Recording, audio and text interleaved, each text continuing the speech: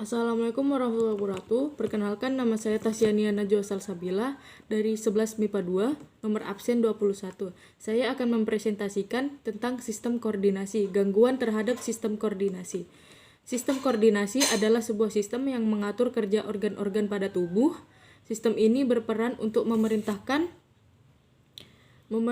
setiap organ untuk saling dapat bekerja sama, mendukung fungsi tubuh agar bekerja dengan baik. Sistem saraf adalah sistem organ yang terdiri atas serabut saraf yang tersusun atas sel-sel saraf yang saling terhubung dan esensial untuk resepsi sensorik indrawi, aktivitas motorik volunter dan involunter organ atau jaringan tubuh, dan homeostasis berbagai proses fisiologi tubuh. Gangguan saraf atau neuropati merupakan kondisi terganggunya fungsi saraf yang dapat terjadi karena penyakit tertentu maupun cedera. Gejala yang dirasakan pengidap gangguan saraf pun berbeda, mulai dari ringan seperti kram hingga saat berat seperti kelumpuhan.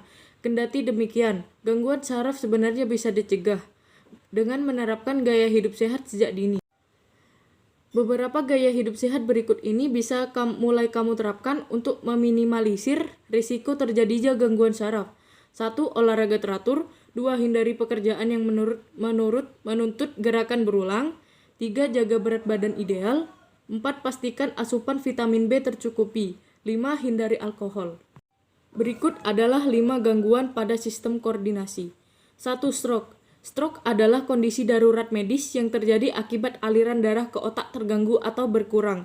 Ini menghambat jaringan otak mendapatkan cukup oksigen dan nutrisi yang dibawa oleh darah. Gejalanya termasuk sulit berjalan, berbicara, dan memahami, dan lumpuh atau mati rasa di wajah, lengan, atau tungkai. Dalam beberapa menit setelah mulai terjadinya stroke, sel-sel di otak akan mulai mati, sehingga menyebabkan kerusakan dan berpotensi mengalami komplikasi permanen. Oleh sebab itu, sangat penting bagi pasien stroke untuk mendapatkan pertolongan medis segera untuk meminimalkan komplikasi tersebut. 2. Multiple sclerosis. MS adalah kondisi sistem saraf pusat, di mana sistem kekebalan tubuh menyerang. Selubung mielin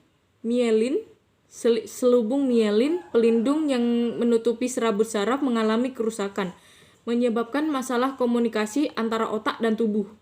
Meskipun tidak ada obat untuk penyakit MS, tetapi beberapa pasien dapat merespons dengan baik pengobatan untuk menjaga kualitas hidupnya. Penderita MS mengalami berbagai macam gejala, termasuk kehilangan keseimbangan, kesulitan berjalan, dan kesulitan koordinasi otot. 3. Epilepsi. Epilepsi atau juga dikenal sebagai AYAN adalah gangguan pada sistem saraf pusat di mana aktivitas otak tidak normal mengakibatkan kejang atau menyebabkan perilaku dan sensasi yang tidak biasa. Terkadang penderita epilepsi mengalami kehilangan kesadaran terhadap lingkungannya. Selama kejang, kondisi ini dapat diatasi dengan obat-obatan dan pembedahan. 4. Neuropati perifer. Neuropati perifer atau biasa disebut sebagai neuropati adalah sekumpulan kondisi yang terkait dengan kerusakan saraf perifer dan gejala yang terjadi karena kerusakan tersebut. Sistem saraf adalah jaringan saraf yang menghubung sistem saraf ke pusat seluruh tubuh. Tingkat keparahan gejalanya dari ringan hingga melumpuhkan, tapi jarang mengancam jiwa. Ini termasuk nyeri kronis, kurangnya koordinasi tubuh atau kesemutan, kelemahan atau mati rasa di bagian saraf yang rusak, dan gejala lainnya. 5. Demensia. Demensia adalah sekelompok kondisi otak yang mengganggu kemampuan untuk berpikir, bernalar, dan mengingat. Meskipun jarang, kondisi ini dapat menyebabkan gangguan pada kemampuan bahasa, kemampuan mengelola emosi, dan persepsi. Penyakit demensia biasanya berkembang secara bertahap, tetapi mungkin juga bisa muncul secara tiba-tiba. Kondisi yang mendadak biasanya terkait dengan trauma, kepala berat. Jenis demensia yang sering terjadi termasuk penyakit Alzheimer, demensia Falkirk disebabkan stroke atau penyakit cerebrovaskular, dan Lewy body demential.